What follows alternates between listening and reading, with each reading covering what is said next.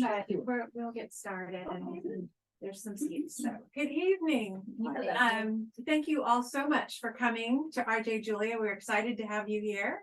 Tonight, my name is Bonnie and I'll be your host. We are so excited to have two authors with us tonight. And our theme, of course, is murder. So get your questions ready because these ladies know a lot about the subject. And there will be a question and answer. Purely research. That's what I tell my husband. To begin, I'll start with Colleen Cambridge. Is a true woman of mystery. She's written about everything from vampires to romance, the paranormal, and of course, murder. She uses a variety of aliases, or as we like to call in the industry, pen names.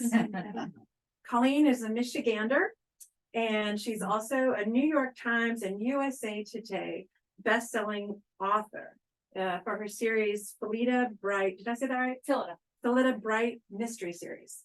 And her debut book in that series, Murder at Mallow Hall. Mallow Hall. Was recognized as an Agatha Award finalist and was an Indie Next Pick. So tonight we are here especially celebrating her newest book in a new series, first book in a new series, Mastering the Art of French Murder, which sounds exciting. And then also Murder by Invitation Only. She and Andrea Penrose will be in conversation tonight. Andrea is a Connecticut author. She's a local girl of the Regency era historical fiction. Andrea's best-selling series, Rexford and Sloane Mystery Series, has been published internationally in 10 languages. And it earned her the distinction of being a 3-time Rita Award finalist. Her new book, Murder at the Merton Library, was released yesterday. We call that a pub date, right? Pub date or book birthday. It was the book birthday yesterday, so that's exciting. Tonight, we are looking forward to finding out not who done it, but how they do it, and maybe why. So please help me welcome Colleen and Andrea. So, well, we were talking earlier about how we write. I write 2 different historical mystery series, and Andrea writes a historical mystery series, but she's got a really fun new book coming out in March, which I'm going to ask her a couple questions about. But we picked different time periods to write in, and you picked the Regency. I did. So tell us about why. Well, I fell in love with the Regency reading Jane Austen. Who among us didn't do that? But what I also intrigued me was it's really considered the birth of the modern. So as well as having these wonderful country house parties and balls in London, it's society is really turning upside down. The world is changing both in politics, science, art, music, and especially in technology. And the Industrial Revolution's kicking into high gear. And change frightens people. And it disrupts society, and all sort of traditional ways of life are being challenged. To me, that just seemed, it's a mirror of sort of what we're going through. So I love the idea that I could write historical, but would also have relevance to some of the challenges we face. So I have my protagonist, an early technological development is usually the MacGuffin in the mystery. Either somebody is murdered to get a new invention, or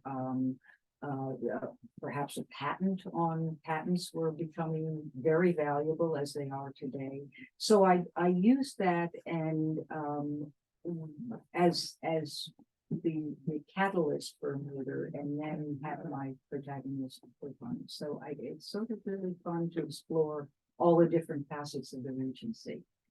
But you've gone a little differently, a little newer periods, but they're still really fascinating time periods. So tell us a little bit about. Well, I first want to say really quick though, I think it's neat that you picked the Regency era is also good because people have some familiarity with that time period because of Jane Austen. So there's a comfort level with, oh, I'm gonna read a book in this world because I kind of know what it's like. I think that was smart of you. And I think London too, people think they know London, they know the London of the carriages and the palaces, and the Hyde Park, but they don't really, you know, there's so many more, the gambling dens and the stews, the docklands, we had ships coming in from the New World and from India. So there's a lot of, I have my protagonist having to explore some of the less salubrious Yes, parts of the yes. city.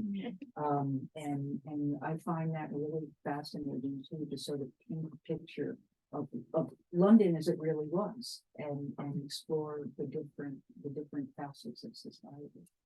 And So, yeah, so I'm a little bit later in time. I have a series, this is the Phyllida Bright series, and that's set in England in the 1930s. So I've jumped ahead. I have a little more technology, a little more crime solving at my fingertips. They actually did fingerprints at that point.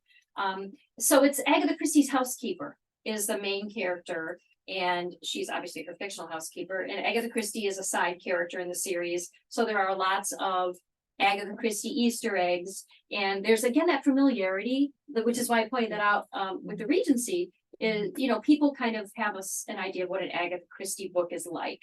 And so I try to evoke that sort of feeling. I don't know if anybody watches Midsummer Murders or any of the BritBox shows. I mean, that's all I watch is British Prime TV. So taking something that's semi-familiar and then expanding on it and giving a little twist, in which case it's Agatha's housekeeper is my protagonist. And then I have another series, which Bonnie mentioned. The first book came out in April, Mastering the Art of French Murder, set in Paris at like 1949, 1950. So post-war Paris, post-liberation Paris.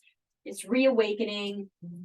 And the side character, the main character is fictional, but the side character is Julia Child. So people have, you know, a familiarity of Julia Child. So I was able to take that, what people feel familiar with about her, and then dig into a story and have a dead body show up in her cellar of her apartment building with her bloody chef's knife lying next to the body.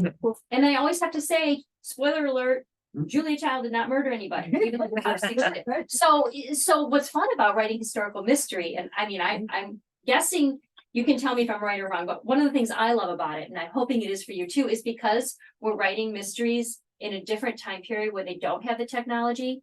It's not only writing the mystery, but it's figuring out how to put clues in that make sense, right, for that time period. And for that detective, but also for the reader to not be like, oh my God, can't they just take a fingerprint, right? Or CSI, bring in the technical. What I love about your two periods though too is, you know, the 30s, you have tension. World War I has happened, you have the Depression come in, society is on edge, and pre-war, you know, post-war, right after, again, you find, I mean, I think that's one of the things I love too about it. If society is a little bit on edge, it's sort of a perfect venue for a murder. Yeah, you can always find a reason to say my Agatha Christie housekeeper series, the Phyllida Bright series, is a little less, you know, there's definite historical detail in it, but it is little less set in society. Like, you know what I mean? Like, I mean, I shouldn't say it is set in society, but it's a little less attached to current events. Like you do have the feel of, you know, the war is over. A couple of the characters have, you know, issues from the war, or, you know, remembrances from the war and things, but it's not as deeply set into the period as yours is. My Mastering the Art of French Murder is more so set in what Paris is like in 1950. You know, it is reawakening. It's overrun by tourists because now they can come. It's kind of like us after COVID. Now everybody's traveling, right? So it's a little bit different, but you have just so much history, and your books, each of them take place at a famous building or location. Well, I try and weave them in. I want to know, is that how you start the idea of the book? Do you pick the location and build around it, or? It's kind of a mix, you know. I'm totally seat of the pantser, so I have this idea. I usually will have, you know, an idea of what the object is or what I'm going to be doing, and then I try and figure out where would be an interesting place to have it occur, and how how does it sort of tie into what is going to happen into the like the one I set Murder at Kensington Palace. The one of the King George III's sons, one of the Augustuses, there are like three of them named Augustus, you know, William Augustus, whatever, was very interested in science, and he held soirees to entertain visiting. So it was, and he was a member of one of the famous societies, the Royal Society. And so he in real life, he did hold, so I thought I set the opening scene there where there is this wonderful soiree and they're drinking and they're celebrating and they're two sort of up and coming young men of who are becoming very experimenting a lot in certain areas of science, and they're sort of the wunderkind of and one of them is murdered later that night in the gardens. So those people that are the wonderkins, are you basing them on real inventors from that Well, time period? there Like, were a lot of young ones. I didn't necessarily, but I picked that book actually revolves around early electricity, and there's something called the voltaic battery, and that is the first they really could generate electricity from that. And so I wanted to fool with that idea and have them, when they start investigating the murder, uncover things happening that they didn't expect. So yeah, so it's, you know, I deliberately picked that setting and put the murder there, and then yes, I've used other places. So you start with kind of the science object. Yeah. I usually start with, for the Phyllida Bright series, I didn't let you ask me, but I'm gonna tell you. Which you asked, but an homage to a Christie novel. So the first book, Murder at Malin Hall, literally starts with a dead body being found in Agatha Christie's own library. Body in the library, you know, so that's how I come up with. So each of my books, rather than like a science thing or a MacGuffin, I'm thinking of where is the body found and how is that body killed. The Julia Child in Paris book, dead body in Julia's building with her chef's knife next to it. In the purple one here, that's the second Phyllida Bright book. It's somebody gets poisoned at a gathering of murder mystery writers. I mean, imagine that. They're all murder mystery writers, so they all think they can solve the crime, and they're all really good at, you know, planning murders. Andrea and I could plan a murder, actually. And then this book is an homage to Murder by Invitation Only, is an homage to A Murder is Announced, which is my favorite Agatha Christie Miss Marple novel, in which a murder is announced. So it's interesting to see how we start. The kernel comes, you know. Absolutely. Now, I can't hold this question back any longer, but is it true that Julia Child, the rumor that she was a member of the CIA, do you explore that? She definitely worked for the CIA. That's how she met Paul. Yeah. She worked for the predecessor of the CIA, which was the OSS. I can't remember what it stands for. Somebody probably knows, but oh, so secret.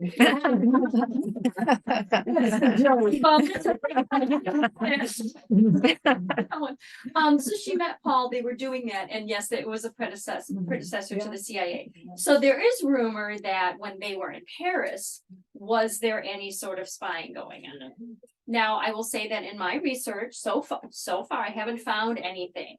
But am I going to write books where we might wonder? It's not like we're going to go off on this long tangent with this Julia a spy. But I will say it does come up in this book, and Julia evades the question. So, yeah, I mean, it's kind of fun. Yeah, I think, you know, let the reader guess, right? Why not?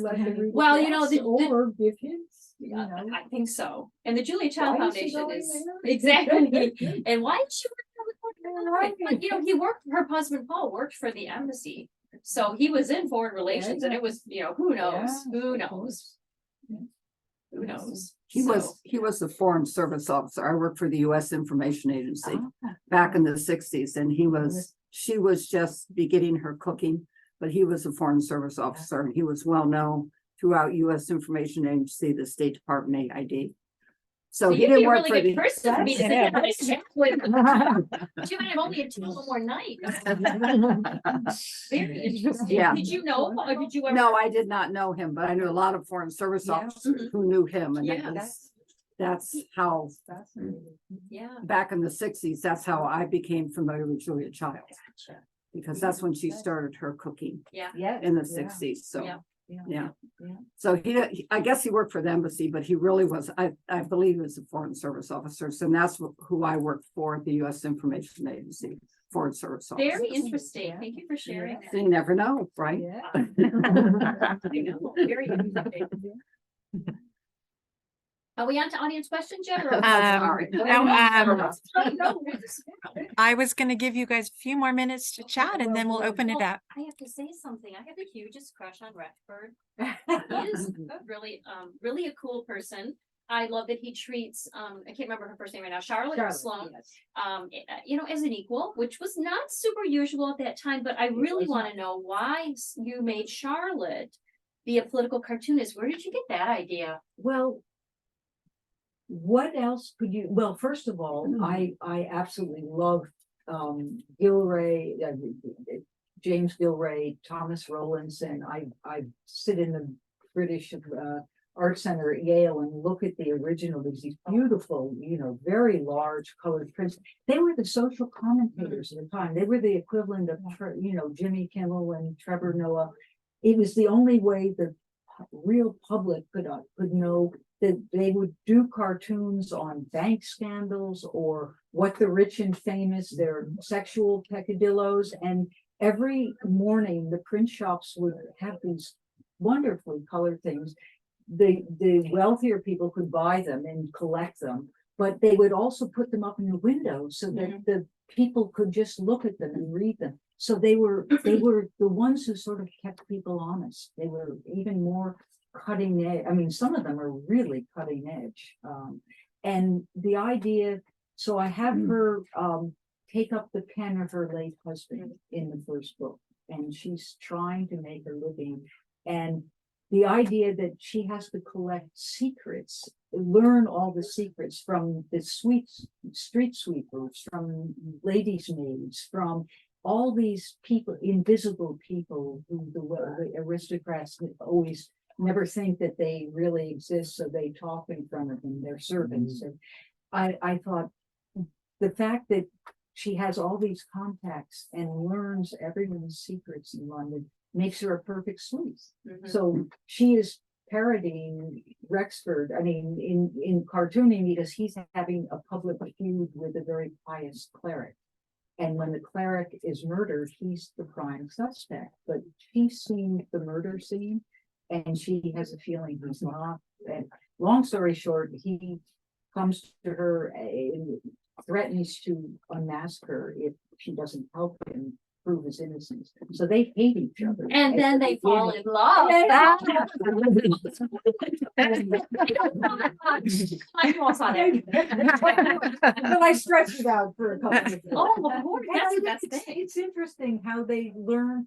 What I really have fun is he's a brilliant scientist. So they both they're both very observant and very detailed, but they see things in different ways. He's very logical. She sees more the she has the hunches and intuition, stuff. the artistic. So they make a good sleeping couple. Yeah, that's good. Yeah, that's really good. Now tell us, but you have real people, and then you have your character really, who's working the fictional character. How does that talk about combining those two things? Well, when at some point when some of these ideas were being talked about, Agatha Christie's Housekeeper, Julia Child's Best Friend, and I also did a series with Abraham Lincoln with a close confidant of Abraham Lincoln under a different name, which they'll be reissued under Cambridge, so you can check those out too. But that's my thing is this famous person, but I don't want them to be the main character because we already know their lives. And I don't want, everybody knows what happened to Lincoln. Everybody knows Julia's story, and everybody knows who Agatha Christie is. So instead I can develop a completely fictional character, let whatever I want to have happen to them in their lives, while still giving a really good look at the world that Julia and Agatha and Abe lived in, and even have them touching, they do in each of the books, they somehow, each of them is different in how they sort of help my main character solve the mystery. Right.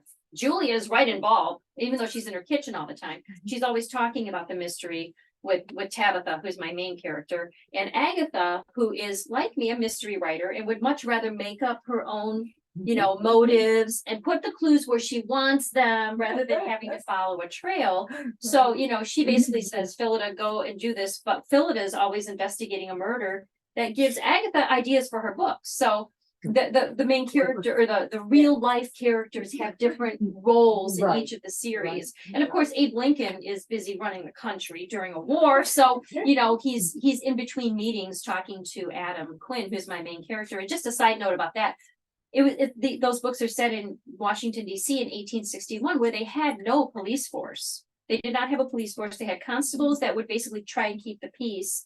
And they had guardsmen who would walk around the national buildings at night, but they didn't have like detectives or police force or Bow Street runners or anything like that. So when a dead body is found at Lincoln's inaugural ball, the question is, was this like an assassination attempt gone wrong? And so he basically taps his friend and mentor, Adam Quinn, who was a tracker and a trapper, who was used to being observant, Right. to see if he could figure out who killed this person. So there's a different role that they each play. And I love having the fictional side to be able to play with it, and let them, have their relationships and so on. So. Do you feel, certainly, we could talk about this for a long, that the characters are as important in how they relate as the actual mystery? Doesn't that, that tension and that creation? I think that's why we write series, Yeah. right? So Yeah. we can, Develop. yeah, it's not one and done. I mean, Yeah. I don't know. That's what I love about writing mystery is the fact that it usually is done in this series rather than in the romance world. Really, you sort of finish the book. Oh, they're linked books, but it's usually, you have three sisters and each sister gets a book or something. But the idea that you develop relationships and that the books, not only are the mysteries different, but their relationships grow and become more layered and more complex. And the side Yeah. characters, The side we bring in, characters. like, as the series goes on, more side characters come in Yeah. and they get developed, right? I mean, They that's what really do. makes Yeah. it fun. Have you had a side character where you thought was gonna play a bit part and they sort of Yeah, told you, no, I'm more important, I'm gonna be in. and that's fun. And And then, it's great. and that's fun. why people come back to, I think Yeah. y'all can tell us if we're right. Yeah. That's why you read series, right? To revisit those Yeah. characters, not just to find out who done it. That's Yeah. just a bonus, maybe. I don't know. That's I what I had do. Rexford's best friend. I totally meant to have him just sort of be this ne'er-do-well fribble, and sort of the comic element. And in book 2, he just started like, no, I'm really not that guy. And he suddenly, I realized I'm writing a scene and I had him play a totally different role. And I sort of went, oh my God, I didn't know he was going to do that. But that's the fun part, I think, of creativity. So speaking of that, and you mentioned earlier that you're a seat of the pants writer. Do you know who done it when you start the book? I will confess there have been books 3/4 of the way through and I haven't quite decided. Same. But what's, that's been true for me, but you know what's, I think maybe even weirder is for this book, I changed the victim twice. Like I wrote the murder scene 3 times and I actually changed how the murder scene happened and changed the victim. So, but I wrote the characters from the beginning. So that was like a difference for me. So yeah, The mind does funny. it really does. But we've both written a bunch of books, and so we Yeah. both kind of know how to do it, I guess, or at I least how to guess. process it. So I think we're going into. Yes, audience questions. let's open it up. I love that. That's fascinating. Open it up. Does anyone have questions from the audience? I have a question for both of you. Yeah. When you are asleep and all of a sudden in your brain, some idea comes up, do you get up physically and write it down and record and say, oh, I may want to go there?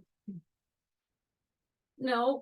I'm just mad at myself in the morning because Okay. I didn't. I sleep too solid. Okay, You know, okay. but here's what I do when I, you know, you sit at a table, I mean, both Colleen and I, you know, it's my job. I get up in the morning, I sit down and I write, but I take a walk every day, a walk of, you know, close to an hour. I call it my plotting walk, and I can be struggling with the scene, and there are studies that show the brain works on different synapses really when you're doing something physical. And there are times when I am walking where suddenly I go, oh my God, I know exactly what's wrong with that scene now. And it just pops into my head. There are times when I have said, oh, how could I forget that? And you get home and you go, oh my God, what was that exact little point? So I now actually I was take just out my gonna ask phone you. and Yeah, that's I right. put on a thing and I So say, smart. remember that blah, blah, blah, blah, blah. Because I've seen ideas slip away where you think they can't possibly, but they're gone. Well, that's amazing that you take a plotting walk because I do a plotting nap. And, you know, because they're like, they'd be like, "Hey, you're all I mean, sleep crazy in my house. But then you can sort of say I'm napping. It's kind of Clear work. thing, it clears Right, the yeah, we'll circuit. see. Now, it Absolutely. doesn't always work for me. Other questions? Somebody else? Yeah. My question in mastering the art of French murder, which I think is so brilliant, and I wish I'd thought of it first. Did you go to Paris, or you didn't need to go to Paris because it wasn't current time? So I had been to Paris twice before, but not for that book. And it was during COVID that near the end of 2020, early 2020. So nobody was going to Paris. Right. But you're right. It's not the same time. So my starting point was Julia's autobiography, My Life in Paris. And then there's a lot of books about Paris after the liberation Mhm. and what it was like. So I was able to get a lot of really, you know, what the city was like during that time. I am going in November though. Oh, So I'm very excited because I haven't been there since I wrote the first two books in that series. The second one comes out in April. So yeah. There's no problem like having Julia in your book or having. Well, here's a story for you.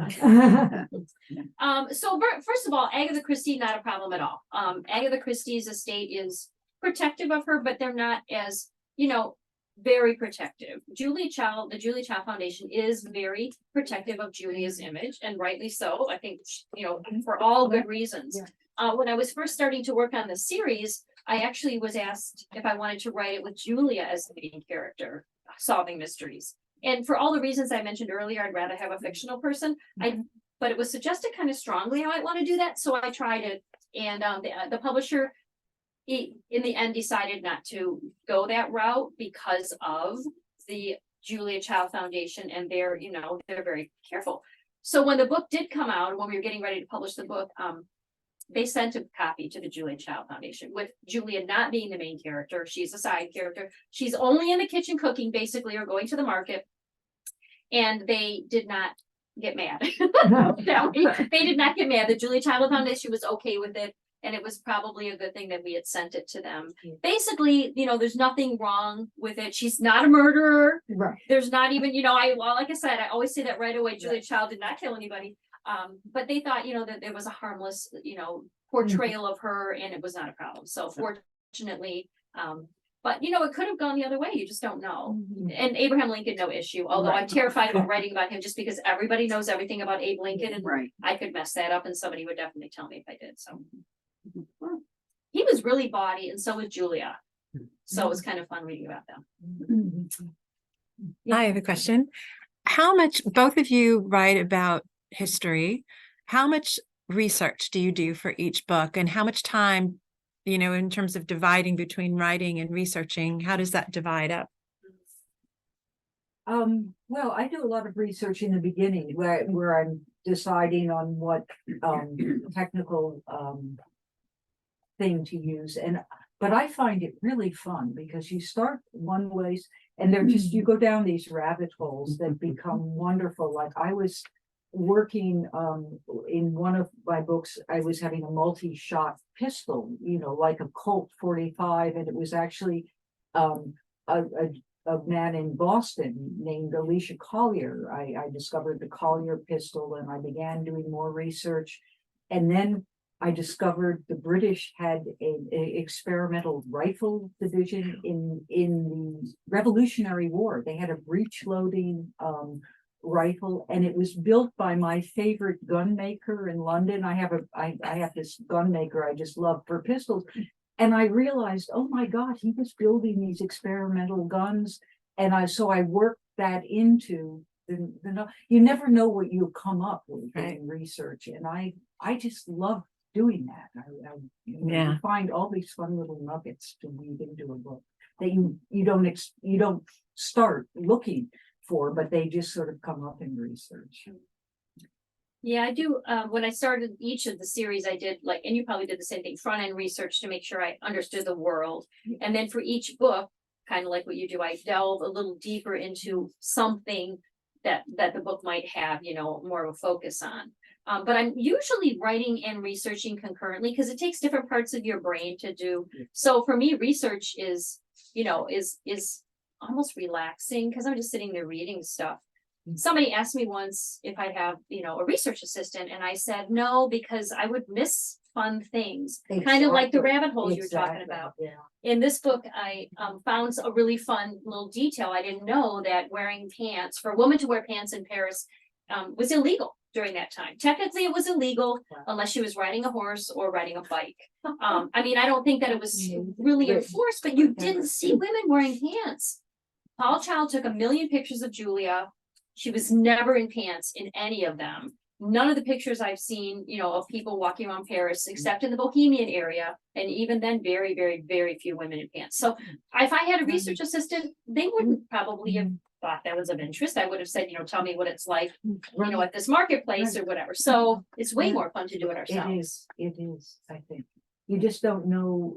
I think another someone researching would be so focused on real, the history things, the little arcane things, I think, are what add color and texture. And they wouldn't know how to be how they could how to be use creative, it, right? sort of say, Exactly. oh, Yeah. there, I can Yeah. put it in this way. Yeah. Exactly.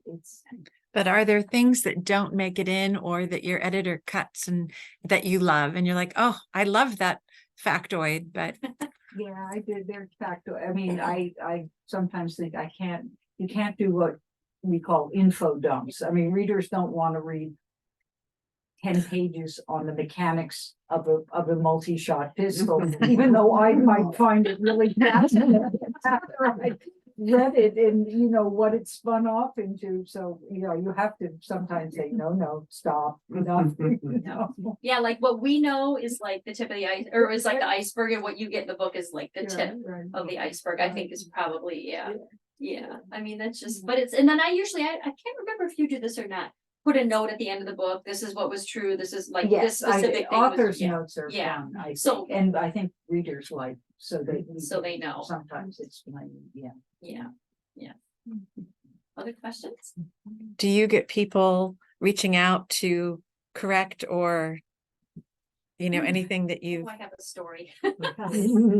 I'm gonna go first because I have a story. Okay, so two things in Mastering the Art of French Murder. First thing I'm gonna say is I'm a very careful research person, but I really screwed up when I was doing research for this. For some reason, I was looking to see when a Thunderbird was out, in 1956. The book takes place in 49, but I must have seen something that I misinterpreted.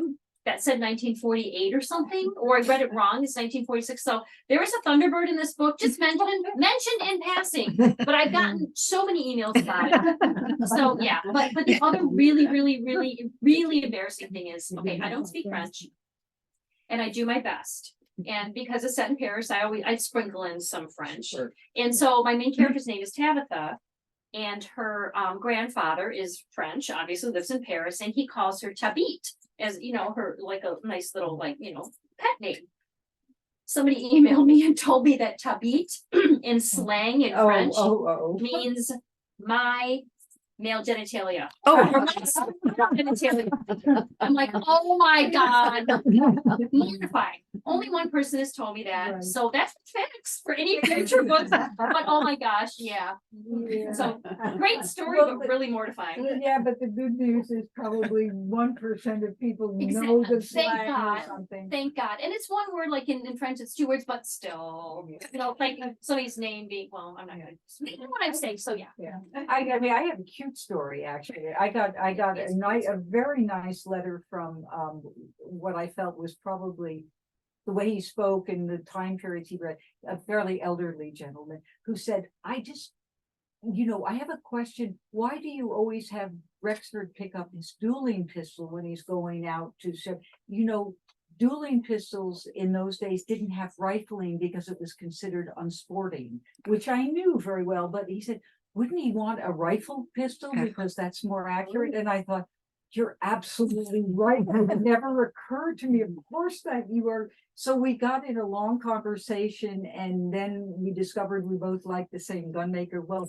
So funny. 20 letters later, I said, William, will you be my firearms expert? And he's signed on, he's delighted. And he's even designing a little pistol for my weasels for the next book. I love He said, weasels. they're the little Irwins. Yeah. And they, because they're smaller, he said, oh yeah, let's a pocket pistol. I know exactly how long the barrels should be. So he said, I'll figure that out for you. Oh, And so this is just what, That's you get. It was wonderful. That is wonderful. That is wonderful. I have a really quick story, Sure. unless there's a question about an expert. I have an expert. Yeah, As I'm sure you have a medical expert too, of somebody that you talk to. yeah. So one of my very, very, very close friends is an ER doc, and he's retired, was an ER doc for like 37, 40 years. I don't know. So he's seen a lot, and boy, does he have stories. But he is still mad at me for this book. And anything medical, I get in touch with Gary, and I might text him. I'll say, hey, Gary, I need to kill somebody. And he'll text me back, how much blood, what time period. So he has helped me with, and not just these books, but a whole bunch of other books I read. Well, this book he's still mad at me about, because in the very first scene in this book, we find a dead body on the floor of Agatha Christie's library, and the body's found with a fountain pen in the neck, which killed them. Okay. And he has been rolling his eyes at me ever since I told him I was putting this in the book. He's still is like, oh my God, no. Well, the funny thing is, the reason I did that, where I got the idea, was I had been sitting talking to a police officer one day, and he told me that he had been at a school where a kid got killed by a pencil in the neck. And I keep telling Gary, I'm like, Gary, this happened in real life. But he still rolls his eyes at me because too much to chance or whatever. And the person who did it knew what they were doing. It wasn't by chance. So anyway, he's still mad at me about that. And maybe I'll have to put him in a book, just to make him feel better. Right. Call your next, even the vintage policeman or the Gary. Yeah, well, I know, and he'll be like, hey. That'll dissuade you. Did you both come from romance before you Yeah. wrote murder Yeah, mystery? We both- I did. Yeah. Yeah. And so how has that affected what you're doing now? Well, there's romance in my books. There, in these books, and I know for yours too, just because I read it, but it's a lot more subtle. Subtle, Yeah. And it takes a lot longer than one book for them to write off It into the is a slow sunset burn, together. yes, it's a slow burn, and quite frankly, I love working with the psychological elements where editors these days in the romance world sort of this, says you have to have X number of sex scenes. When I heard that, I sort of said, I really want to find a different genre to write, because it just, you shouldn't be dictated that it should come from the relationship, and it all seems forced to tell you you have to write very hot books. It just wasn't, I prefer to do something else. Yeah, I mean, I feel kind of the same way. I mean, I'm nothing wrong with reading No, sex I scenes and think writing them, no, because I I've think written them and read them and enjoyed them. But after you've written a lot of them, sometimes you're just like, I just like to explore, explore. And what I like about Rexford and Sloane is, like I said earlier, in a time period where women were not necessarily considered equal, their relationship develops such that, and that's something that I hope that happens that I strive for in mine too. Yeah, yeah, Partnership, yes. the partnership. It's The not just, friendship, the hormones. Right, for me, it was sort of the basis, they actually were, as I said, didn't like, the basis for their relationship is based on respect, because as they navigated some very difficult situations, knowing they could count on each other, knowing they could trust each other's judgment, trust that they had their back, and that to me is sort of a basis for a real relationship when you become friends first, and then,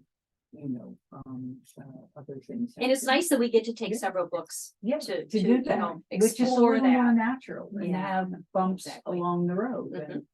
And, yeah, I find Yeah. it. All right. Well, I'm afraid we're gonna have to end it there. Help me think.